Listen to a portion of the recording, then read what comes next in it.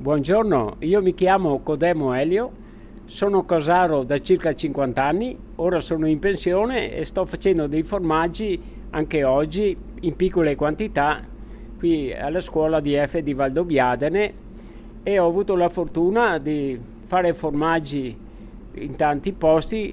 Ho iniziato alla scuola di Thiene nel 66-67 e ho imparato a fare l'asiago d'allievo e altri formaggi. Poi mi sono perfezionato e sto facendo quasi tutti i formaggi che ci sono in Italia. Soprattutto facevo tanto asiago, il morlacco del Montegrappa, il bastardo, tutti questi formaggi.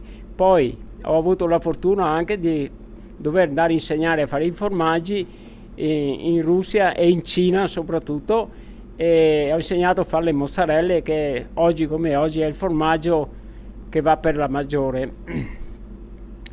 E cosa posso dire? Questo è un lavoro bellissimo per chi vorrebbe impararlo, soprattutto per i giovani del giorno d'oggi che magari non hanno tanta scelta di lavoro, però ci vuole passione soprattutto, ma tanta passione, altrimenti questo lavoro è difficile da fare, anche perché è impegnativo e devi magari a volte alzarti presto al mattino, come facevo io, sempre alle 3:30, 4 cominciavo, ed è un lavoro molto impegnativo, soprattutto anche per questo motivo.